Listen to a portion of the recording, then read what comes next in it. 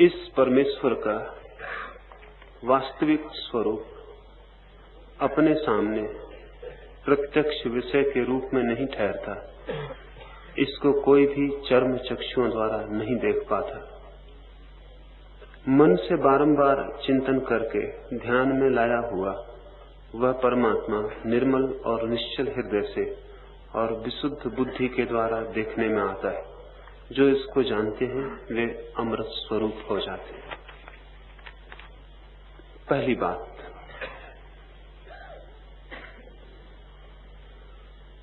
परमात्मा कोई व्यक्ति नहीं है, लेकिन सभी धर्मों ने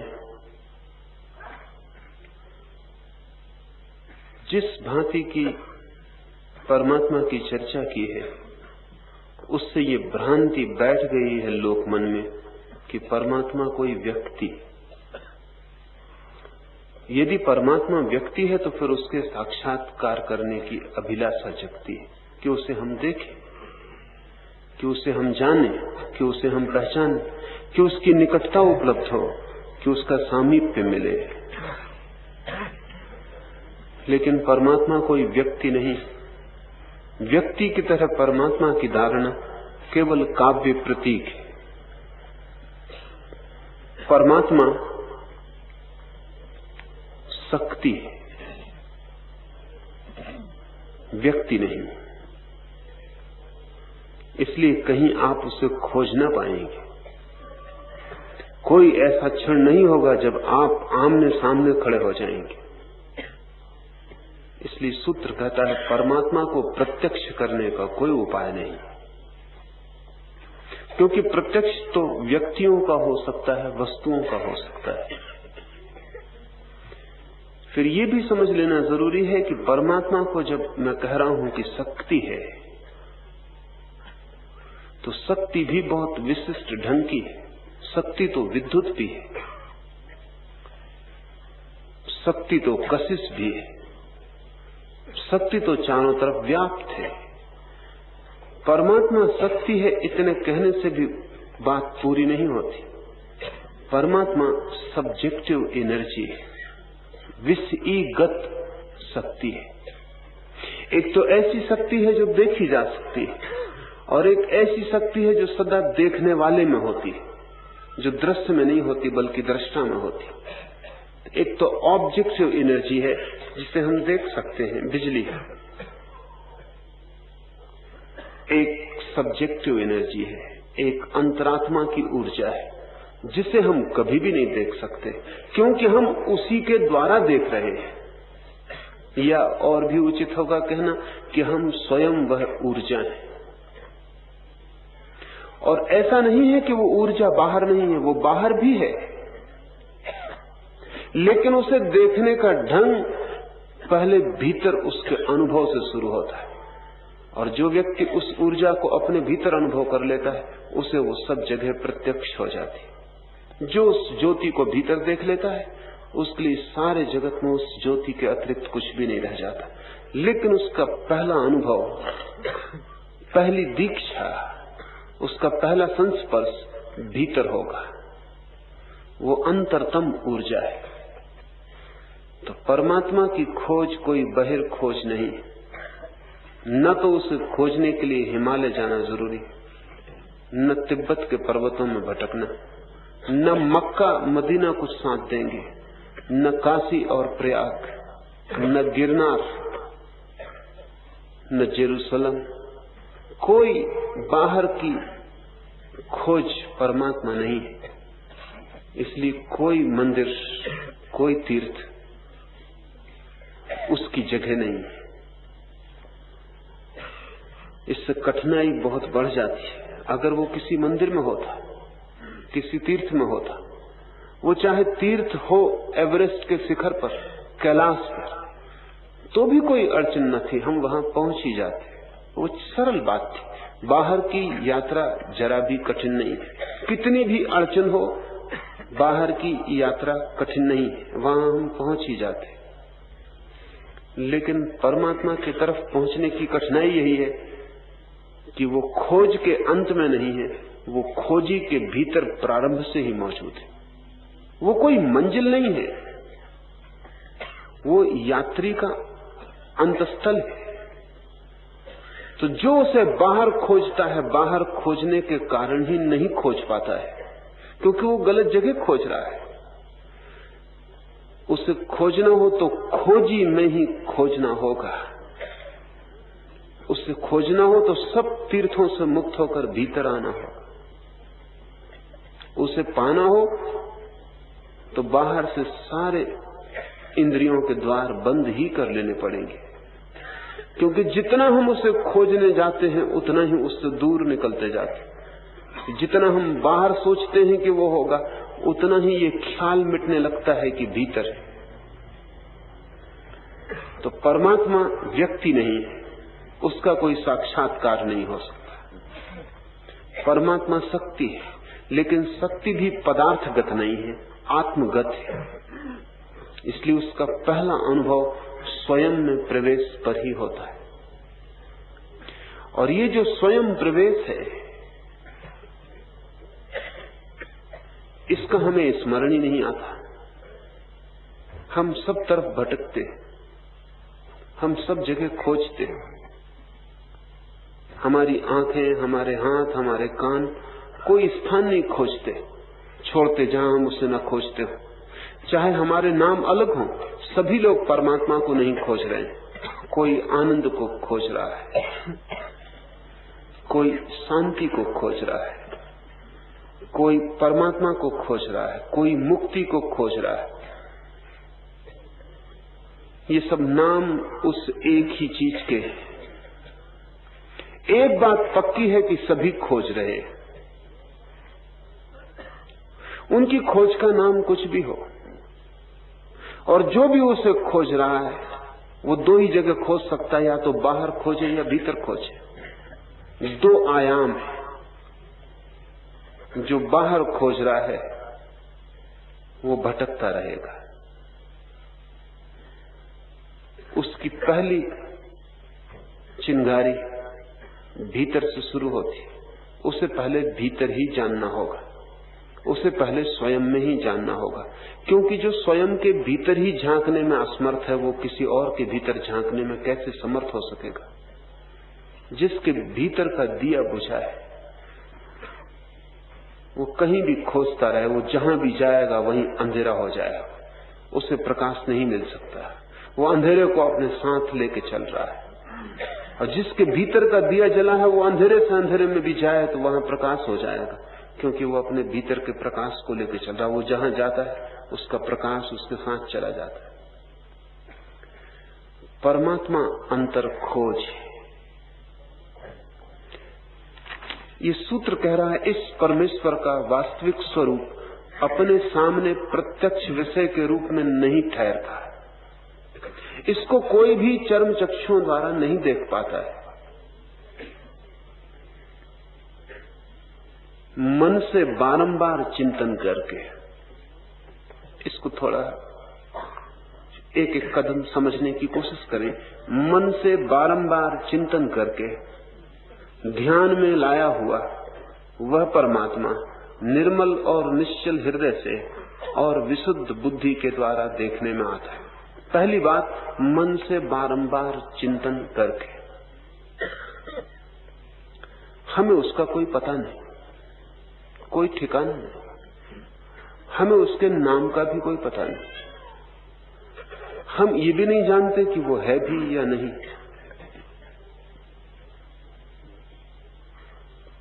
कहां से शुरू करें? ये अंधेरे की यात्रा कहां से शुरू हो? ये अज्ञात किस जगह से हम उघाड़े, कहां से पर्दे उठाएं? हमें उसका कुछ भी पता होता तो हम शुरू कर सकते थे। जैसे अंधा आदमी एक अंधेरे में खड़ा हो, अब दरवाजा उसे पता भी नहीं है किस दिशा में। आंखें होती तो देख भी लेता, देख भी नहीं सकता।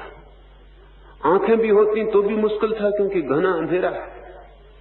फिर ये भी पक्का नहीं कि जहां खड़ा है वहां दरवाजा है भी या नहीं, या सब तरफ कारागृह की दीवार है। अंधा कहां से शुरू करेगा? अंधा टटोलना शुरू करेगा, सब तरफ टटोलेगा।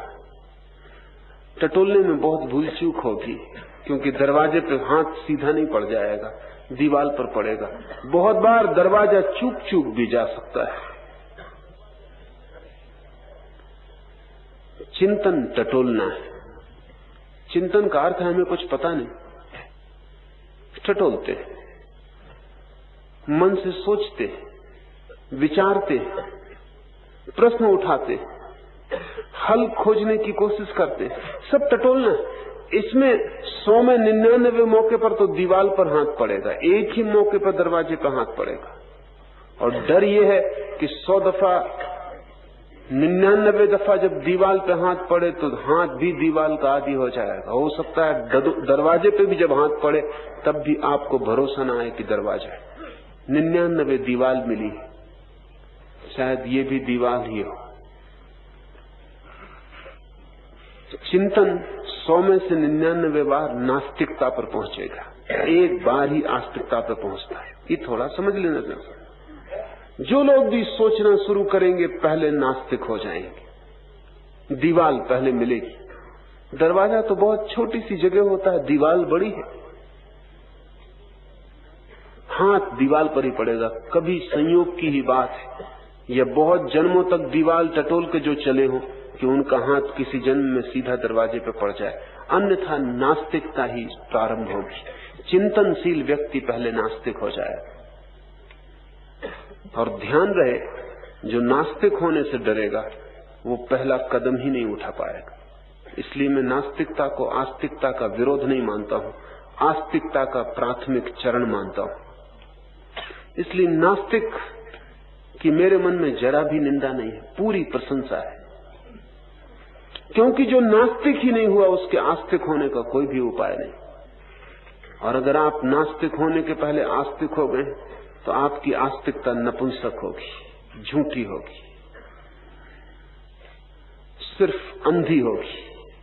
ऐसी आस्तिकता के पास आंखें नहीं हो सकती, क्योंकि जिसने नहीं कहने की हिम्मत नहीं जुटाई उसके हां में कोई बल नहीं होता, उसकी हां निर्बल होती है।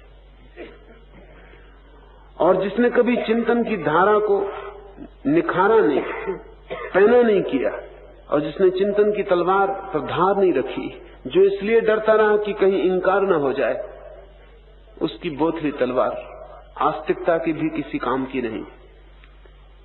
इसलिए बड़ी दुनिया में अजीब घटना घटी है। वो घटना ये है कि कुछ हैं, बड़ी संख्या में लोग, जो नास्तिक न हो जाएं इसलिए सोचते ही नहीं, सोचने से भयभीत, विचार करने से डरे हुए।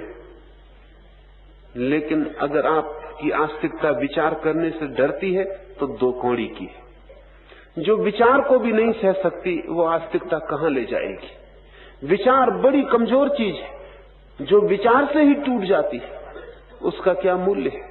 तर्क कोई बड़ी बजनी बात नहीं है, खेल शब्दों का, और तर्क से ही जो आस्तिकता भयभीत होती है उस आस्तिकता के नीचे कोई भूमि नहीं है, वो अधर में लटकी है, वो ताश का घर है, जरा सा तर्क का झोंका उसे गिरा देता है। क्या आप डरते हैं? क्या आपकी श्रद्धा कपती है? तो आप जानना कि आप पहला कदम चूक गए, आपने ठीक चिंतन नहीं किया। तो 100 में से 99 लोग झूठे आस्तिक हैं। 100 में से कभी कोई एक आदमी नास्तिक होने की हिम्मत जुटाता। नास्तिक होना हिम्मत है। हिम्मत इसलिए है कि आस्तिकता के साथ सारी व्यवस्था है, आस्तिकता का सारा विस्तार है, आस्तिकता के साथ हमारे जीवन के सब मूल्य जुड़े, आस्तिकता के साथ हमारे स्वार्थ संयुक्त है। नास्तिकता असुरक्षा में डाल देती। नास्तिक आदमी कहीं का नहीं रह जाता, उसकी कोई बिलोंगिंग नहीं रह जाती। वो किसका है, किसका साथी, किसका मित्र, किस समाज का हिस्सेदार। नास्तिक का कोई समाज नहीं है, न कोई संप्रदाय है, न कोई चर्च, न कोई मंदिर, न कोई कुरान, न कोई बाइबल। नास्तिक बिल्कुल शून्य में अटक जाता। 100 में से कभी एक आदमी नास्तिक होने की हिम्मत करता है, 99 झूठे आस्तिक बने रहते हैं। और जो नास्तिक होने की हिम्मत करता है वो फिर नास्तिक ही होके अटक जाता है। नास्तिक का अंत नहीं है, पहला कदम है। वो जैसे एक आदमी ने पैर उठाया और फिर वहीं पैर उठाए खड़ा रह गया, वो पैर पूरा भी नहीं हुआ, तो नास्तिक बड़ी बेचैनी में पड़ जाता। उससे तो झूठा आस्तिक कम बेचैनी में होता। उसके दोनों पैर कम से कम जमीन पर खड़े होते। उसने पैर उठाया ही नहीं, उसने यात्रा शुरू ही नहीं की। उसने दूसरों ने जो कहा वो मान लिया। पिता ने, माँ ने, शिक्षक ने, परिवार, समाज ने जो कहा उसने आंख बंद करके हां भर दी। उसने कभी सोचा नहीं, क्योंकि सोचता तो हां भरना मुश्किल होता। इसलिए सारा समाज चिंतन का दुश्मन है। आपके घर में कोई बेटा विचारशील पैदा हो जाए, आप सब उसका विचार नष्ट करने में लग जाएंगे, क्योंकि विचार बगावती है, वो रिबेलियन है। जो भी विचार करेगा वो सभी बातों में हानि भरेगा। वो हां भी भरेगा तो बहुत मुश्किल से भरेगा। अधिकांश मौकों पर वो ना कहेगा। तो कोई नहीं चाहता कि विचार हो, इसलिए हम बच्चों की विचार की क्षमता को कुचल डालते हैं। हम उसे नष्ट करने का पूरा उपाय करते हैं, और हम सोचते हैं कि शायद इस भांति हम बच्चों को नास्तिक बनाने से रोक लेंगे। हम उन्हें आस्तिक बनने से ही रोक रहे हैं। वो झूठे आस्तिक हो जाएंगे। झूठे आस्तिक से सच्चा नास्तिक बेहतर है। लेकिन नास्तिकता सिर्फ पहला कदम, वो यात्रा का अंत नहीं। और जो पहले कदम को उठा के ही रुक गया वो बड़ी मुश्किल में पड़ जाएगा। इसलिए नास्तिक बड़ा बेचैन होता है, बड़ी चिंता उसे पकड़ती, और चित्त उसका सदा अशांत होता है। बड़े तनाव, संताप उसे जकड़ लेते। जिंदगी अर्थहीन मालूम होती, बिना परमात्मा के होगी ही मालूम, क्योंकि परमात्मा के अतिरिक्त ये अस्तित्व व्यर्थ है। परमात्मा के साथ ही इस अस्तित्व में कुछ अर्थ हो सकता है, कोई मीनिंग हो सकता है। अगर परमात्मा नहीं है तो सब व्यर्थ है। तब हम सिर्फ दुर्घटनाएं, हमारा होना मात्र संयोग है, हमारे अस्तित्व में कोई अभिप्राय नहीं, और हम कहीं जा नहीं रहे हैं, व्यर्थ ही भटक रहे हैं, और कहीं हम पहुंच भी नहीं सकते हैं, क्योंकि कोई किनारा फिर है भी नहीं। परमात्मा ही किनारा है। इसलिए जितना कोई व्यक्ति नास्तिक हो जाएगा, उतना ही ज्यादा चित्त तनावग्रस्त हो जाएगा, मुश्किल में पड़ जाएगा, हर चीज कठिन हो जाएगी, और सब जगह नहीं कहकर जीना बड़ा मुश्किल है। हाँ के बिना जीवन के लिए कोई आधार नहीं मिलता, नहीं तो अटका देता है शून्य में। नकार किसी भी व्यक्ति को सुखद नहीं हो सकता। नहीं कहने से कोई जीवन की आस्था, जीवन की श्रद्धा, जीवन का आनंद, जीवन का सौंदर्य कुछ भी निर्मित नहीं होता। नहीं तो सिर्फ निषेध है, नहीं तो मृत्यु का प्रतीक है, हाँ जीवन का प्रतीक है। तो नास्तिक मुश्किल में होता है। चिंतन जो भी करेगा ठीक से वो पहले नास्तिक बनेगा। क्यों? क्योंकि जो भी सिखाया गया है वो सब संदिग्ध मालूम पड़ेगा। पहले सब आस्थाएं टूट जाएंगी, एक शून्य निर्मित होगा, और जब शून्य निर्मित हो जाए तब आप समझना कि आप समाज से मुक्त हो गए। चिंतन समाज से मुक्त होने की प्रक्रिया है। जो जो सिखाया था वो आप भूल गए, अब आप कोरे कागज हो गए। अब अगर अस्तित्व में कोई अर्थ है तो इस कोरे कागज पर उतर सकता है। अब इस कागज पर जो भी लिखावट औरों की थी वो सब पोंछ डाली गई। अब ये स्लेट कोरी है। नास्तिकता कीमती प्रयोग है, अगर वो अंत ना हो तो नास्तिकता की अग्नि से प्रत्येक को गुजरना ही चाहिए, क्योंकि नास्तिकता निखार देती, कचरे से छुटकारा दिला देती। दूसरों का जो उधार ज्ञान था उससे मुक्ति हो जाती, और अपने ज्ञान के पहले दूसरे के ज्ञान से मुक्त हो जाना अत्यंत अनिवार्य है। स्वयं की प्रज्ञा जगे, इसके पहले दूसरों ने जो हमें सिखाया, जो हमारी अपनी अनुभूति नहीं है, उससे छुटकारा आवश्यक है। अज्ञान से तो छुटकारा चाहिए ही, उधार ज्ञान से भी छुटकारा चाहिए। गीता आपने पढ़ी, कुरान पढ़ा, बाइबल पढ़ा, सुना, जीसस के संबंध में, कृष्ण के संबंध में, मोहम्मद के संबंध में भर लिया मन में। अपनी कोई प्रतीति नहीं है, अपना कोई अनुभव नहीं, सब बासा और उधार है, सब मुर्दा है। जीसस के पुरोहित से पूछो, वो कहता है जीसस ऐसा कहते हैं। उससे पूछो तुम क्या कहते हो, उसके पास कहने को कुछ भी नहीं, वो सिर्फ बाइबल को दोहरा सकता है। वो आदमी है या यंत्र। गीता के भक्त से पूछो तो वो कहता है कृष्ण ऐसा कहते हैं। उससे पूछो तुम क्या कहते हो, तुम किस लिए हो। तुम्हें परमात्मा ने सिर्फ कृष्ण का हिज मास्टर वॉइस रिकॉर्ड, तुम ग्रामोफोन हो, तो फिर कृष्ण के बाद किसी के पैदा होने की कोई जरूरत नहीं। तो परमात्मा बिल्कुल व्यर्थ ही तुम्हें पैदा किए जा रहा है। तो ध्यान रहे, इस अस्तित्व में कोई पुनरुक्ति नहीं है। परमात्मा दोबारा उसी आदमी को, उसी जैसा आदमी पैदा ही नहीं करता। परमात्मा कोई साधारण सृष्टा नहीं है। परमात्मा हर व्यक्ति को अनूठा पैदा करता है। उसकी कला का कोई अंत नहीं है। जिनकी कला का अंत हो जाता है वो पुनरुक्ति करते हैं। परमात्मा या विराट जगत की जो ऊर्जा है वो प्रतिपल नई लहर पैदा करती है। वो कृष्ण को दोबारा नहीं दोहराती, इसलिए तो कृष्ण दोबारा पैदा नहीं होते, बुद्ध दोबारा पैदा नहीं होते। नहीं तो परमात्मा सोचता है कि बुद्ध और कृष्ण जैसे बढ़िया लोग हो चुके, आपको पैदा करने की क्या जरूरत। कृष्ण और बुद्ध की कतार लगा दे, जैसे कि कार की फैक्ट्री से कतारबद्ध एक सी कारें निकलती, ऐसा वो कृष्णों की कतार लगा दे। लेकिन वो आपको पसंद किया है पैदा करना, कृष्ण को दोबारा दोहराना पसंद नहीं करता। जरूर आपसे कुछ प्रयोजन, कोई अभिप्राय आपसे पूरा होना चाहता है, और अगर आप कृष्ण को ही दोहरा रहे हैं तो आप उस अभिप्राय में बाधा बन रहे हैं। प्रत्येक व्यक्ति अनूठा है, और जैसा वो हो सकता है इस जगत में न पहले कोई हुआ है न पीछे कोई होने का उपाय है। इसलिए अगर आप दोहराते हैं तो आप एक महान अवसर खो रहे हैं। पंडित तोतों की तरह हो जाते, वो दोहराए चले जाते, वो रटी हुई बातें कहे चले जाते। उन बातों से उनकी आत्मा का कहीं कोई संबंध नहीं है।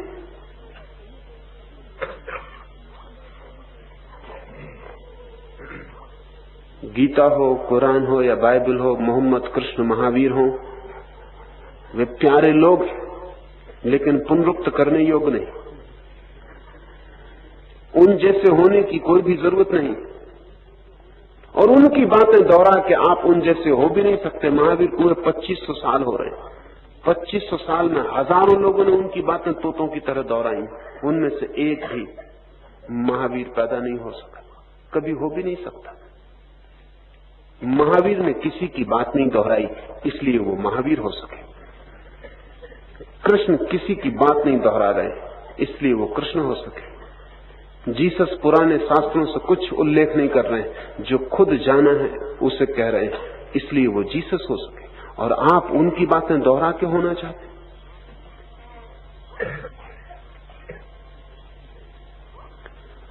जो व्यक्ति जितना दोहराने में पड़ जाएगा उतनी ही चिंतन की क्षमता क्षीण होती है। चिंतन पैदा होता है अपना सत्य खोजने से।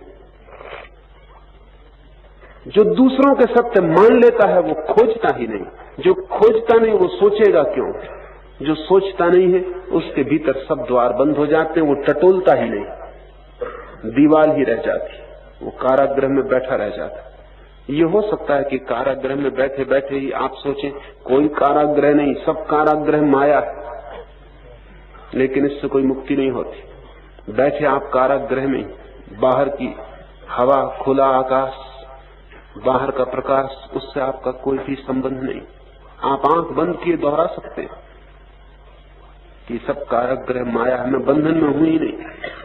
लेकिन सच में ही अगर कारागृह माया है और आप बंधन में नहीं है तो ये दोहराने की भी क्या जरूरत है। उठें और चल पड़े, लेकिन हर जगह दीवार मिलती है। चलने के लिए दरवाजा खोजना जरूरी है। उपनिषद का ये सूत्र कहता है, मन से बारंबार चिंतन करके, जो बारंबार चिंतन करता ही चला जाएगा, पहले तो उधार विचार गिर जाएंगे, शास्त्र, गुरु, छुटकारा हो जाएगा, शून्यता आएगी, एक नास्तिकता आ जाएगी। नहीं ठीक है ये भी, नहीं ठीक है वह भी, ऐसा नेति नेति का भाव पैदा हो जाए। उससे जो डर जाएगा वो पीछे आस्तिकता को पकड़ लेता है, जो उसी को पकड़ लेगा वो दुख में पड़ जाता है।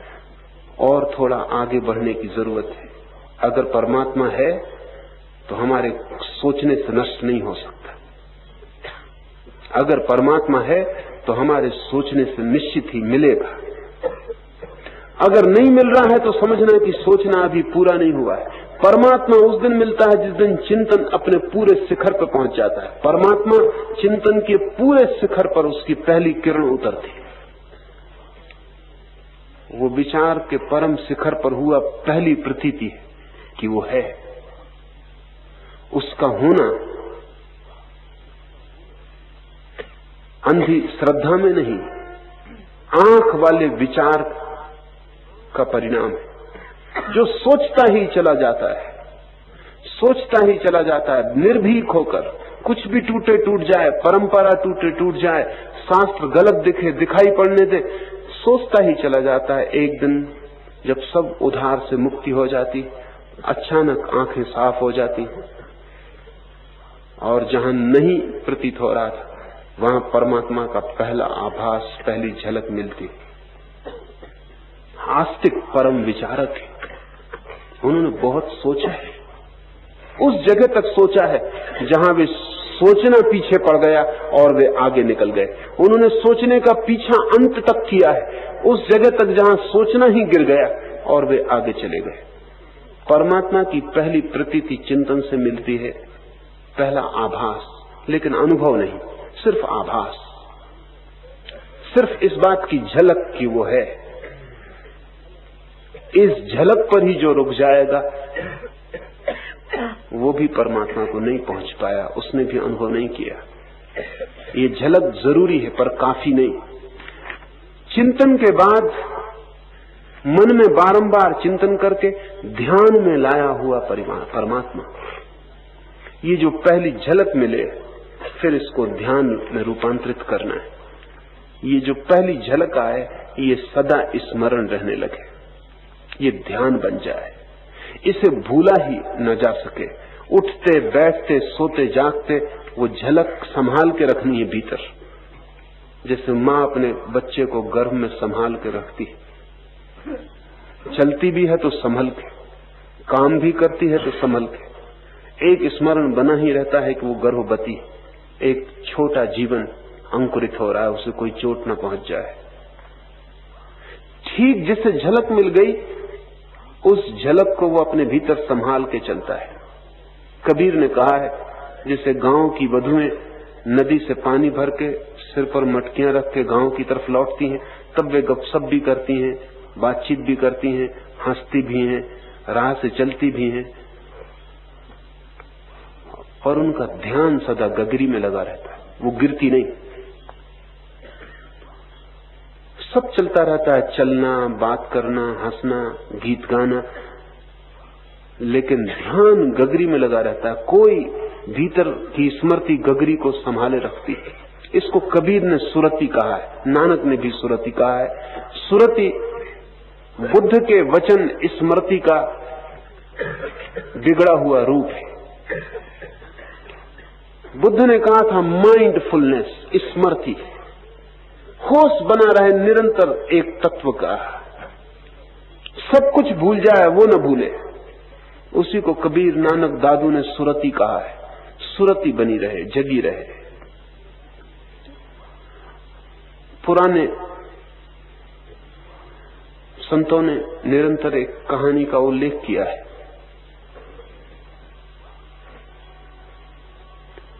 कहानी अर्थपूर्ण है। एक खोजी अनेक अनेक संतों के पास गया, लेकिन कहीं भी उसे कोई सार न मिला। तब उसके आखिरी गुरु ने कहा कि तू अब जनक के पास चला जा। पर उस खोजी ने कहा कि मैं बड़े बड़े संतों के पास गया, ज्ञानियों के पास गया, वहां मुझे कुछ न मिला, तो इस भोगी सम्राट के पास मुझे क्या मिलेगा। फिर भी गुरु ने कहा तू जा, जब संतों के पास तुझे कुछ नहीं मिला तो अब जरा भोगी के पास भी जाके खोजने की कोशिश कर, शायद। जब वो पहुंचा तो देखा कि जनक अपने संध्या का समय है और अपने मित्रों के साथ बैठ के गपशप कर रहे हैं, शराब ढाली जा रही, आसपास सुंदर युवतियां नाच रही हैं, संगीत चल रहा है। वो खोजी तो बड़ा दुखी हुआ कि मैं किस गलत जगह आ गया। वो जाने को हुआ, जनक ने कहा रुको, इतनी जल्दी मत करो, खोजी को थोड़ा धैर्य रखना चाहिए। आ ही गया था और अब वापस लौटना जंगल में, रात मुश्किल भी था, तो सोचा रात तो रुक ही जाऊंगी, सुबह उठ के चला जाऊंगा। अब कुछ पूछने की जरूरत नहीं है, इससे क्या मिलने को है। यह आदमी खुद अज्ञान में डूबा हुआ है, ये मुझे क्या जगाएगा।